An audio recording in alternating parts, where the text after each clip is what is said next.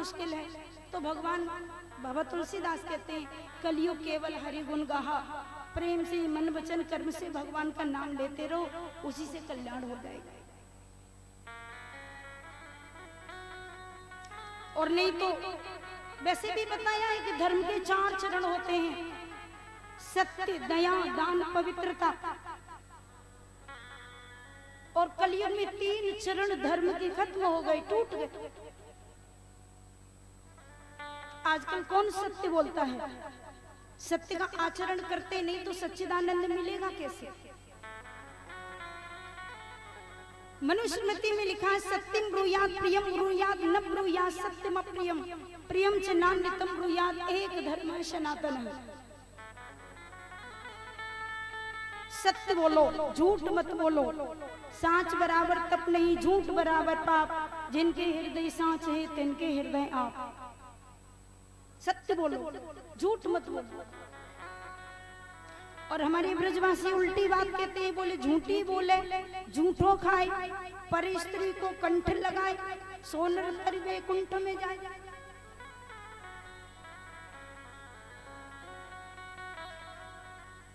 ब्रजवासी कहते हैं झूठी बोल, झूठा खा, पर स्त्री को कंठ लगा,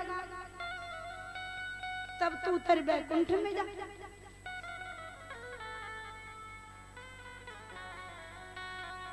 और मनुस्मृति कहती है सत्यम ब्रूयात। रामचरितमानस कहती है शिव दधी चर चंदन रेसा, सही धर्म हित कोट कलेसा। धर्म दूसर सत्य समाना, आगम निगम पुराण बखाना।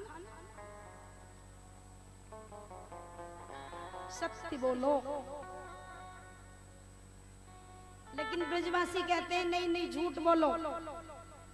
झूठी बोले और झूठो खाए और पर स्त्री को कंठ लगाए, सोनर तर वैकुंठ में जाए।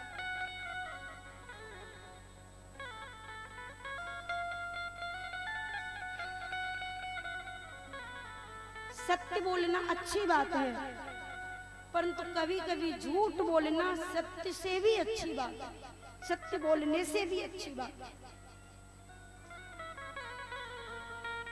किस जगह पर झूठ बोलना चाहिए? किसी गाय को कोई कसाई मारने के लिए आए,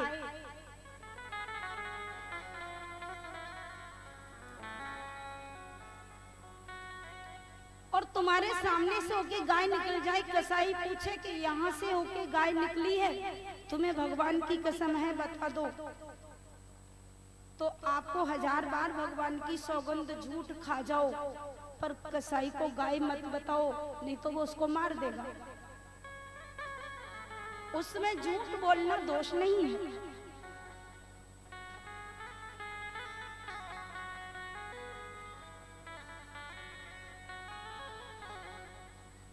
किसी आदमी को फांसी की सजा होने जा रही है और तुम्हारी झूठी गवाही देने पर यदि उसको फांसी से मुक्त किया जा रहा है, तो उस समय आपको यदि गंगा जल उठाना पड़े, रामायण गीता भागवत जी पर यदि हाथ भी रखना पड़े तो उसमें रख देना चाहिए। उस समय आपके झूठ बोलने में दोष नहीं है, क्योंकि आपके झूठ बोलने से उसके प्राण बच रहे हैं।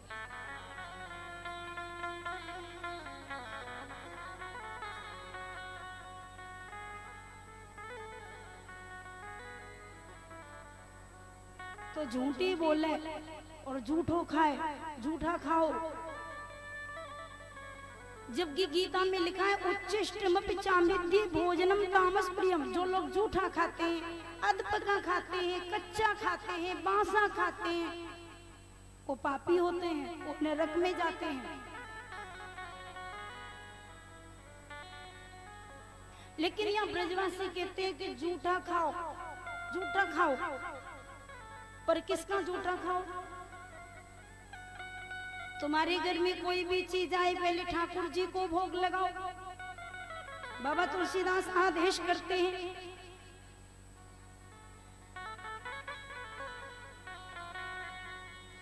तुम ही निवेदित भोजन करही प्रभु प्रसाद पटभूषण धरही। आपको निवेदन करके जो भोजन करते हैं, जो भी कुछ होता है पहले आपको समर्पित करते हैं। प्रभु प्रसाद पटभूषण धरही। आपके घर में जो भी हो, रसोई घर में जो शुद्ध स्नान ध्यान करके बनाओ, तुलसी दल छोड़ो, ठाकुर जी का भोग लगाओ, उसके बाद खाओ। भगवान को बिना खिलाए जो खाते हैं, शास्त्र कहता है वो पाप का भक्षण करते हैं, वो अन्न नहीं खाते। जिसे भगवान को भोग नहीं लगाया जाता, वो चाहे 56 भोग हो, जिसे ठाकुर जी को समर्पित नहीं किया जाता, उसको नहीं आरोगना चाहिए, उसको स्वीकार नहीं करना चाहिए।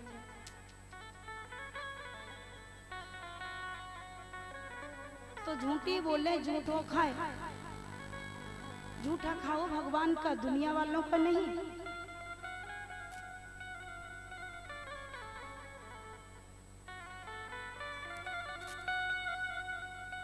और पर स्त्री को कंठ लगाए,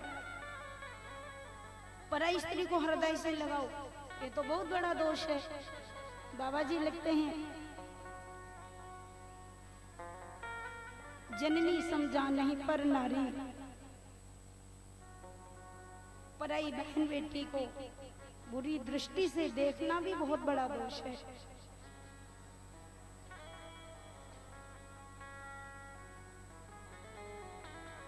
जननी समझा नहीं पर नारी, धन पराय विषदे विष भारी। जो दूसरी की बहन को अपनी बहन मानते हैं, बेटी को बेटी मानते हैं, माँ को माँ मानते हैं,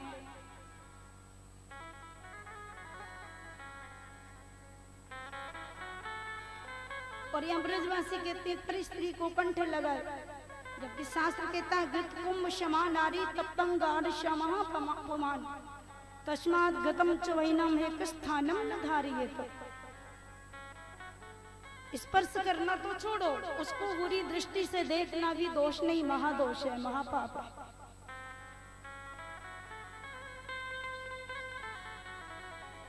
लेकिन ब्रजवासी कहते हैं पर स्त्री को कंठ लगाए, तो पर स्त्री कौन है? तुलसी। तुलसी की माला को गले में धारण करो।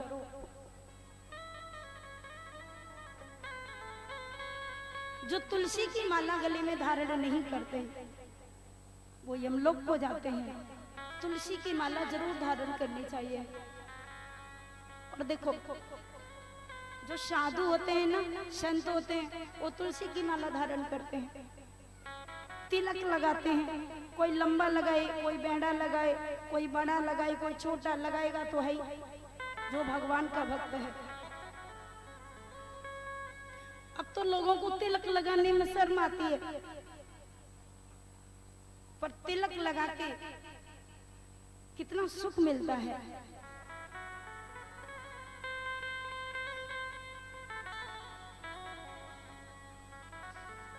जो लोग तिलक लगाते हैं उनकी पहचान हो जाती है। कोई स्त्री अपने मांग से सिंदूर लगाए हो और आप उसको बोले कि तुम कुंवारी हो, तो कितना पागलपन है। अरे यदि वो मांग से सिंदूर लगाई है तो वो कुंवारी नहीं है, वो विवाहिता है। उसकी मांग का सिंदूर बोल रहा है कि मैं विवाहिता हूं, मैं कुंवारी नहीं हूं। इसी प्रकार से जो माथे पर तिलक लगाए हैं, जो गले में कंठी डाले हैं तुलसी की, वो कहते हैं कि हम भी कुंवारे नहीं हैं, भगवान हमारा प्रियतम है, हम भी विवाहित हैं, हम वरण कर चुके हैं भगवान का, परमात्मा का।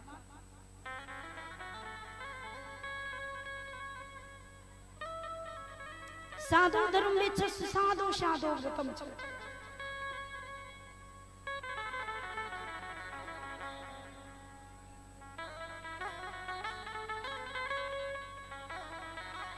और ये तिलक देखकर, कंठी माला देखकर, तुलसी की माला देखकर यमराज के दूत भाग जाते हैं।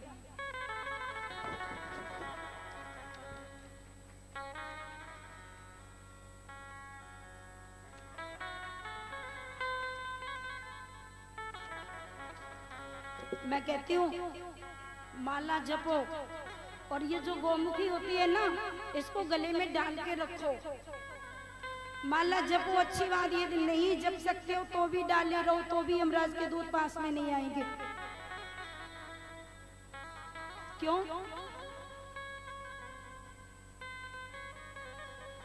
आप किसी रिक्शे वाले को कहिए भैया मुझे यहाँ से जयपुर तक छोड़ दो, अब आपके पास एक भी पैसा जेब में नहीं है तो वो बिल्कुल नहीं छोड़ेगा। लेकिन आपकी जेब में नोट देख लेगा तो जान जाएगा पैसा तो देगा ही, जयपुर जरूर छोड़ देगा, भले ही मत देना उसको।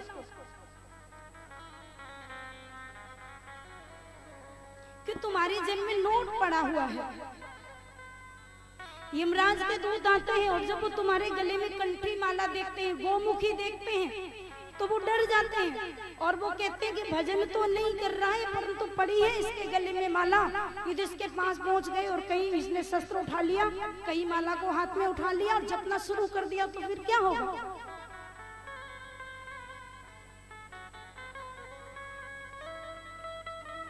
तो यमराज के दूत भी भाग जाते हैं इसको देखकर। इसलिए भजन करो, खूब सारा भजन करो।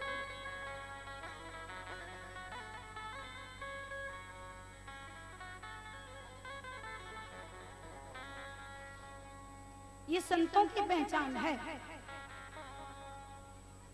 फकीरों की पहचान है, संतों की, साधुओं की। वो तुलसी की माला गले में धारण करते हैं। तो ये यशोदा तो संत है।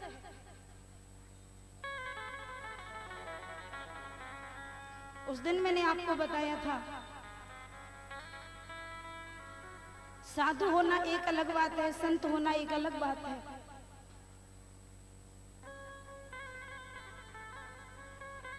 साधु भगवान के पीछे दौड़ता है और संत के पीछे भगवान दौड़ते हैं। तो यशोदा संत है, ब्रजवासी संत है, ब्रज गोपियां संत हैं। मैया बांध रही है कृष्ण को। भगवान श्री कृष्ण अपनी इच्छा से बंध जाते हैं और उसके बाद यमलार्जुन का उद्धार करते हैं। नल, कुंवर, मणिग्रीव जो कुबेर के दो पुत्र हैं, जो जुड़वा वृक्ष बनकर के ब्रज में पैदा हुए हैं, उनका भगवान ने उद्धार किया।